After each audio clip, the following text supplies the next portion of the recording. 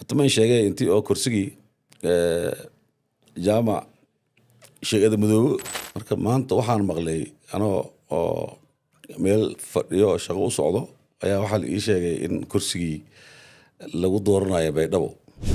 in heshiis yar jiray oo si uun mar aad lacag uga wada hadasheen isaga haday noqon lahayd iyo dadkii aad tiri way isticmaalayeen ay soo marmarayeen haday noqon lahayd marna wax lacag ku saabsan oo kursigaaga ku aadan adiga xasan sheekh wali ma kula kulmay intuu madaxweynaha ahaa oo makaala hadlay kursiga laga yaabaa inay cuskadaan Isaaq Cali Subag waa wasiir ka tirsan xukuumadda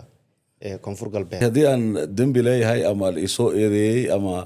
kala fadhiyo waxaad igu haysto ganaha jiri lahaa eedeena jiri lahayd wax badan howlgalka loo soo aaday Baydhabo kursiga aan ku fadhiyo isagana qayb buu ka ahaa kursiga damaciisu sidaad sheegtayba wuxuu bilowday madaxweyne xasan markuu yimid xagee wada hadalku ka bilowday yaa kula soo xiriiray maxaa lagu yiri xagee isla gaarteen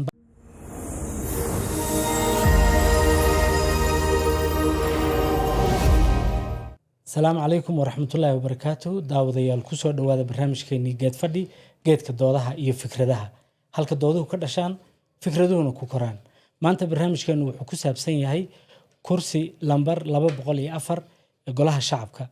وحمانت الشيء إن يقولها شعبك الله دورتي عبد القادر محمد نور وزير عبد القادر محمد نور جامع ولا شيء إن الله دورتي كرسي لبا بقولي أفر أرنت ما أنت أنو كهد لينا هو أرنت هابانيسا nidaamka dawladnimada Soomaaliya kalsoonida baarlamaanka iyo guud ahaan siyaasadda Soomaaliya waxa laga filan karo waxa nala jooga xildhibaankii kursiga ku fadhiyay Isaaq Cali Subag oo aan rabno inuu maanta nooga warramo bal kursigaas arrimaha ku xayndaaban iyo wax dhacaya sida ay u socdaan xildhibaan soo dhawow waa dhawahay waad mahadsantihiin tiimka geed fadhi sidaad aad sheegtay anigu waxaan ahay xildhibaan Isaaq Cali Subag oo ku fadhiyay kursiga numberkiisu yahay 204 laga soo bilaabo 2022 ilaa iyo hadda marka maanta waxaan maqlay anoo oo meel fadhiyo shaqo u socdo ayaa waxa la ii sheegay in kursigii lagu dooranayo Baydhabo marka arrintii waa malaysan waayay telefoonaan diray waxaan ogaaday in hawshaas ay socoto arrintii yaab ay u noqotay marka waxaan go'aansaday inaan la wadaago Soomaalida waxa ka socda Soomaaliya inay yihiin waxa aan weligeed Soomaali way hadda ku horey aysan ka dhicin oo qof xildhibaan ah oo taagan oo aan la soo eedeynin oo shaqadiisii wato oo wax dambi ah oo hore loogu soo eedeyn aysan jirin ay kursigiisii isagoo taagan la dooranayo marka Soomaali direction kay aaday ama jihada u socoto iyo madaxweynaha Soomaali Xasan Sheekh qaabku rabo Soomaali inuu doorasho qabto waa tan hadda maanta dhacday oo kale nin taagan oo hadda bishii ugu dambeysay Maarso salary mushaarkii loo soo diray qaatay hadii aan dambi leeyahay ama la isoo eedeeyay ama kala fadhiyo waxaad igu haysto ganaha jiri lahaa eedeena jiri lahayd wax badan ka horeyn lahaa marka waxa ugu horeeyay aan maqlay waxay ahayd in kursigii maanta la dooranayo oo guddiga doorashada marka tan waxay muujinaysaa doorashada Soomaaliya oo rabo madaxweynaha Soomaaliya inuu ka qabto isaga iyo guddiga doorashada inay mid noocaan ay tahay marka anigii oo taagan oo ayaa kursigii qof uu jecel yahay saaxiibkiisa uu siiyay marka dadka kale oo Soomaali rajo kale inay u tartamaan oo ay doorashada Xasan Sheekh u wado ay kursi ka raadiyaan waxaad ogaanaysaan dadkii joogay ama kuraasi laga xoogaya marka saan isleeyahay waxay maanta Baydhabo ka dhacay waxay tusaale u yihiin in Soomaaliya direction aan adduunkuba ka jirin style hatta dictator style hatta ma aha democracy ma aha meel wax aan ku tilmaano ma jiraan intaas raba inay ogaadaan Soomaalida xildhibaan waxaa jirta markii Xasan Sheekh la doortay inay soo baxeen wax lamida waxaad maanta dhaco kale inaad heshiis adiga Cabdi Qaadir wada gasheen oo lacag lagu soo bandhigay ma jirta arrintaas ama sidii aan xildhibaanku u noqdayba sidii loo doortay madaxweyne Xasan Sheekh doorashadiisa wixii ka dambeeyay wuu jiray macnaha isku daygaas muddo soo socday muddaan isku dayay dhowr jeer waa tii dad badan ay ka hadleen oo madaxweynaha Soomaaliya ayaa wuxuu aad ula rabay kursigan inuu siiyo jaamac عبد القادر محمد نور wasiirka dekedaha ah oo loo yaqaano jaamac oo aan isku kootanahay marka weligood kama tanaasulin in kursigan oo aniga aan ku fadhiyo xeelad iyo xoogba inay ku qaataan oo uu ku siiyo ninka saaxiibkiisa Cabdiqaadir Maxamed Nuur oo loo yaqaano jaamac 24 saac la soo dhaafay wax wada hadallo oo gasheen wax xiriiro oo lagu soo sameeyay wax isku day ah in lagu qanciyo ma jirin nimankan weligoodba kama tanaasulin laakiin waxay arrinkoodii ay ku soo dhiiradeen oo hadalkiisa ay soo laabteen markii baydhabo la soo weeraray oo madaxweyne Cabdilcasiis Laftagareen iyo maamulkii inaga dhan ka tirsaneen meesha laga qabsaday wixii ka dambeeyay handadaad iyo waxaa la waday iyo hadal jilacsan iyo xoog isa socdo marka dad intaysan soo bixin ka hor baydhabo la soo weeraray ka hor ayaa waxaa shiray gudoomiyaha baarlamaanka Soomaaliya Sheekh Madoobe iyo madaxweynaha Soomaaliya Xasan Sheekh iyo Cabdiqaadir Maxamed Nuur waxayna ku heshiiyeen koonfur galbeedaan weeraraynaa markaan Cabdilcasiis meesha ka tuurno kursigan oo Isaaq Cali Subuq ku fadhiyo oo 204 ayaa siinaysaa Cabdiqaadir jaamac si uu gudoomiyaha baarlamaanka Soomaaliya u noqdo adigana aad u noqoto madaxweynaha koonfur galbeed marka mission awal 3-4 qof intay qol isku soo xireen ay ku soo heshiiyeen ahayd marka howlgalka loo soo aaday baydhabo kursiga aan ku fadhiyo isagana qayb buu ka ahaa Sheekh Madoobe oo la rabo inuu iska casilo gudoomiyaha baarlamaanka laga dhigo madaxweynaha koonfur galbeed iyo Cabdiqaadir Maxamed Nuur jaamac oo kursiga loo xoogo laga dhigo gudoomiyaha baarlamaanka marka kursi la dhacay oo la soo xoogay hadii gudoomiyaha baarlamaanka lagu noqonayo oo madaxweyne fadhi la soo weerarayna kursigiisii madaxweyne lagu noqonayo marka Soomaali waa Xasan Sheekh systemku rabo waa sida hadda baydhabo waxa ka dhacayaan ayuu rabaa inuu Soomaaliland hadday u suuro gasho wali waxaan u maleeyay inaan koonfur galbeed dadkaan ugu jilcansanahay oo Soomaalida kale aan ka liidino sida ay xisaabta u dhigteen ama qaabka hadda wax ku wadaan oo kursi ninkii sii fadhiyo la soo weeraro la ciirinayo anigii oo xildhibaan ahoo kursiga ku fadhiyo intii guddi doorasho loo yeero oo been ah kursiga la dhaco marka arrimahaas ka socda Soomaaliya xildhibaan su-aashii cabdinuur ku weydiiyey baan daba socda laakiin si intaa ka qoto dheer baan jeclaan lahaa inaad arrinkeeda u gasho inku waxaad noo sheegtay qorshuhu siduu yahay iyo waxay damacsan yihiin siday kula muuqato laakiin kursiga damaciisu sidaad sheegtayba wuxuu bilowday madaxweyne xasan markuu yimid xaggee wada hadalku ka bilowday yaa kula soo xiriiray maxaa lagu yiri xaggee isla gaarteen bal arrintaa si faahfaahsan dib noogu noqo oo nooga sheekee tallaabooyinkii aad soo martay badanaa dad kale ay kala hadli jireen aniga toos iskalama hadli jirin dad kale soo mari jiray sida oo taliyaha asluubta jeneraal mahad uu sheegayay in oo gudoomiyaha baarlamaanka iyo madaxweynaha koonfur galbeed Cabdilcasiis iyo tiimamkaas ay kala hadli jireen marka anigana weligeyba qorsheega ma ahayn inaan kursigan arrimihiis lagala hadlo ama aan heshiis ka galo siday doonto ahaatee marka maadaama oo aniga arrintii ay iga dhaadhicin waayeen marka waxay go'aansadeen inay xoog ku qaataan oo ay ku samaystaan maadaama ay koonfur galbeed qabsadeen ay koonfur galbeed xoog ku haystaan kursigeygana wuxuu la mid noqday marka kuraasta xoog lagu qabsaday ayuu la mid yahay xan waxaa jirta ah in adiga iyo Cabdiqaadir marka hore haddaba sida muuqanayso waabay xoogeen laakiin in heshiis yar jiray oo si uun mar aad lacag uga wada hadasheen isaga hadday noqon lahayd iyo dadkii aad tiri way isticmaalayeen oo ay soo marmarayeen hadday noqon lahayd marna wax lacag ku saabsan oo kursigaaga ku aadan ma lagala hadlay waa lagala hadlay ay imsa lagu sheegay ma tira ma ana ku yiri intaad ana lacag ku sinaaye kursigan ma dhiibay hadii aad rabto lacag ana ku sinaaye lacagta aad sheegaysid ana ogol inaan ku siiyo kursigan faraa isaga qad marka wax tira go'an oo lacag oo lagu heshiiyay ma jirto laakiin mar walba xeelad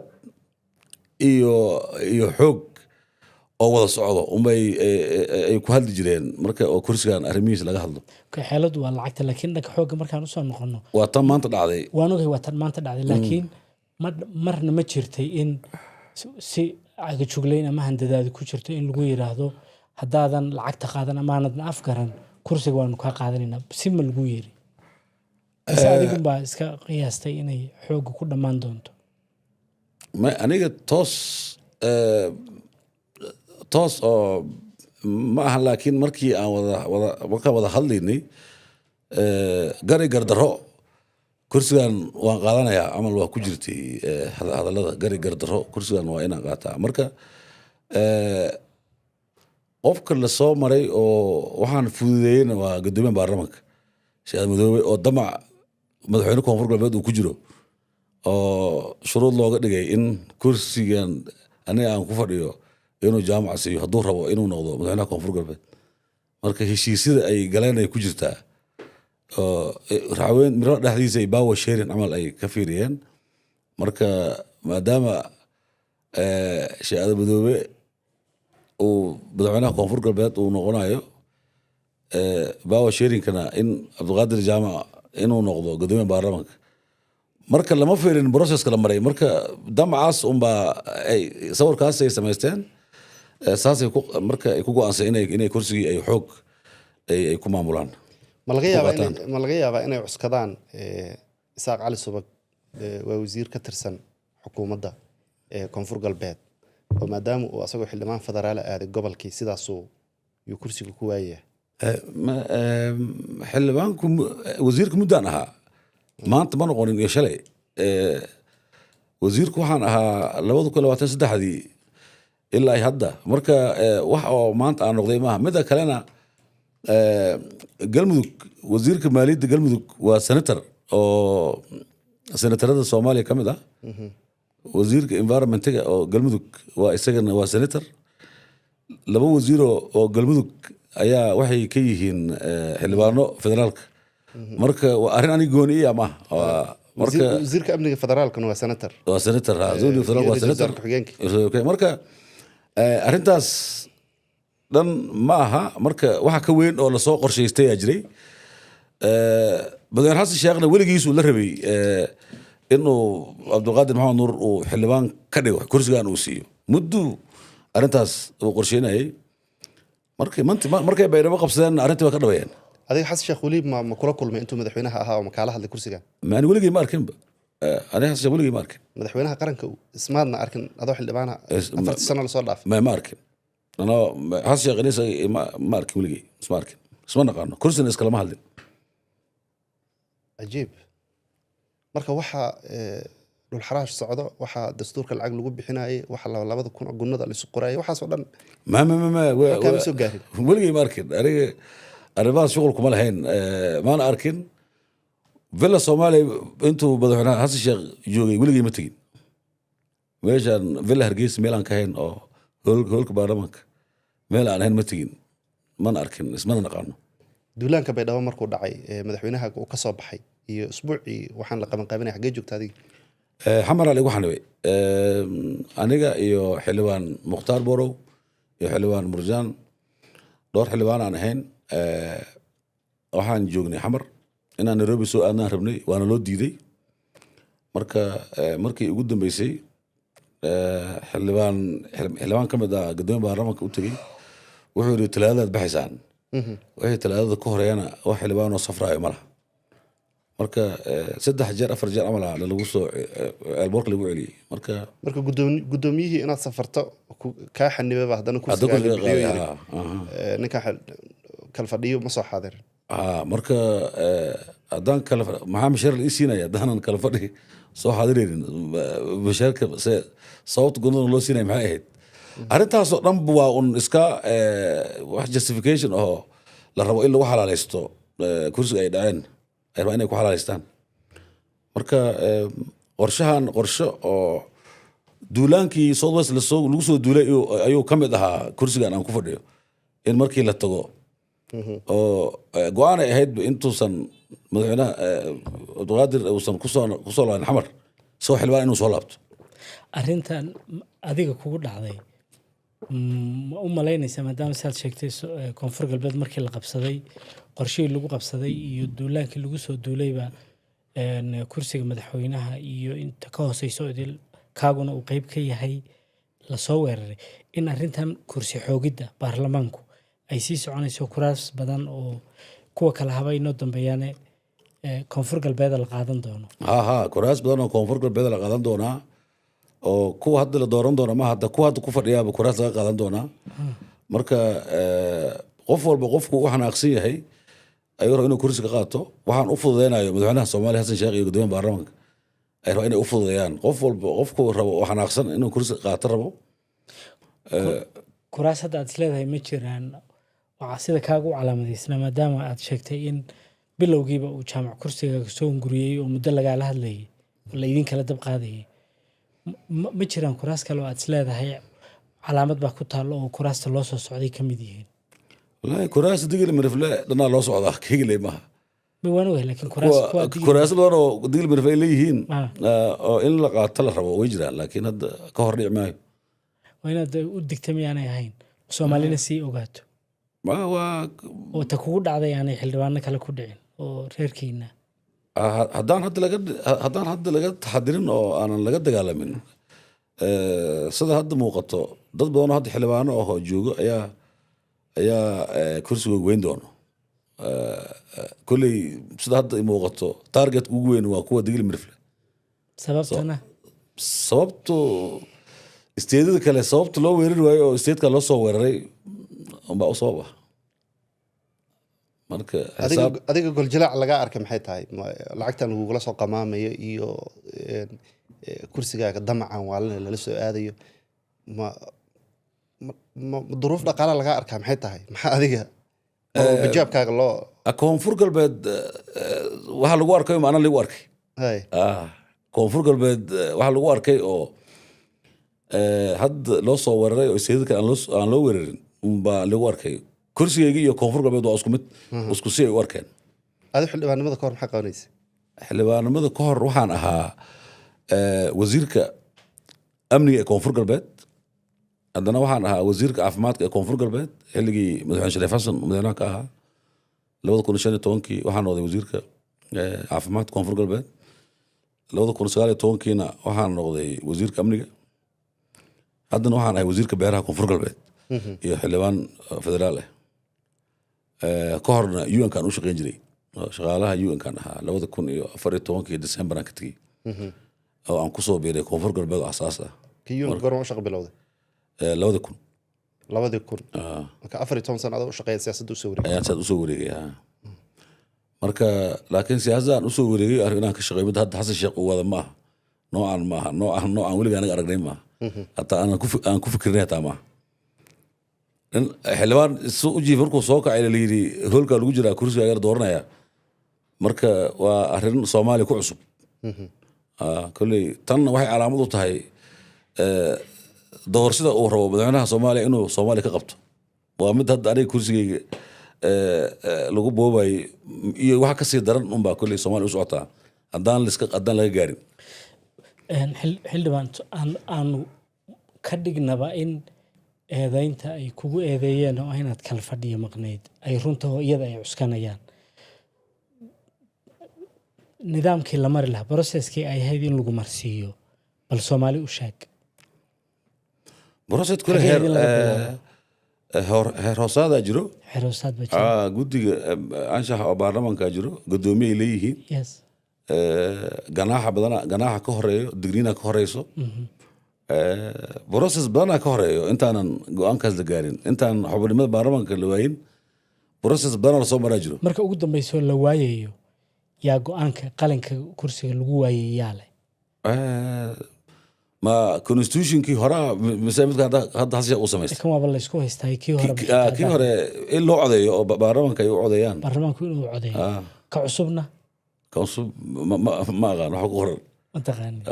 Dr. Abiba sidaadoo kale la mid ahaa yaa kursigiisii saasoo kale leeyahay waa laga joojiyo waa xaq uma laha inuu haysto oo asagana duruuftan oo kale dawladda inuu mucaarado inuu ka horiyo siyaasadeeda looga qaatay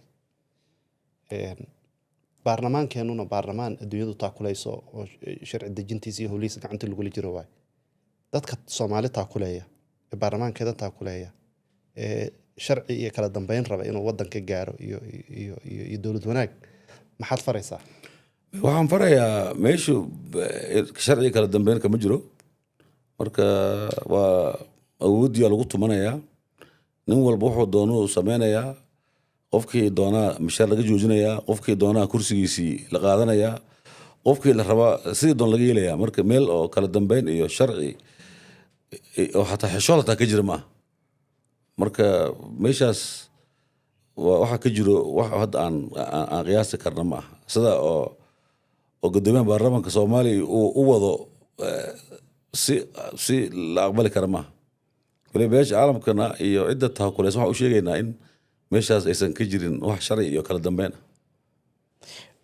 jaamac maadaama aad isku reer tihiin reerkiinu imisa kursi bay leeyihiin laba kursi aan leenahay ka kale marka adiga maxaa lagugu doortay oo ka kale loo aadi waayo isla reerka power sharing si kala ah moogtay Soomaaliya markaad aado qabiil uu sii soconaya oo ilaa iyo hoos marka ka hoos aad isku siitay kan hoos isku sinaani iyo Abdulqaadir jaamac isku kursi hoosaan marka malaaqyada iyo dhaqanka iyo beeshaada bal afmaay ugu sheeg ma kulay kursiga intii oo la hoogay la dhacay haddii waqti shay dhamaad hataa oo liin tartam wali hadaf diib hatta ma sheegay intii oo kursigii jaamac sheegada madoobo iyo madaxweynaha Soomaaliya in hoogeen oo kursigiina hoog la qaaday anina kulay ku tanaasulaane ilaa iyo maxkamad iyo meel kas dirto intii aan dacwado yaa sheegay reerka kursigiina kursi oo la boobaha la dhacayo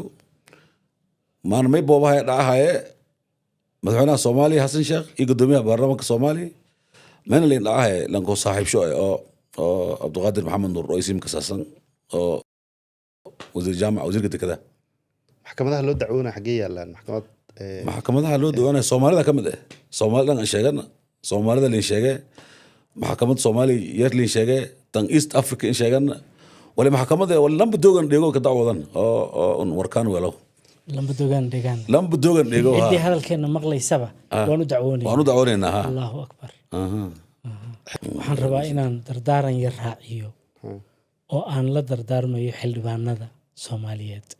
ee baarlamaanka ku jira maanta inta Isaaq Cali Subag haysata xildhibaano badan bay ku soo socotaa haddii aydan ka diirin ama aydan ka dhiidhiin waxa dhacayana waxa la hubaa in qaar badan oo idin kamid ah ay arrintan ku dhici doonto si sharcigu u sii jiro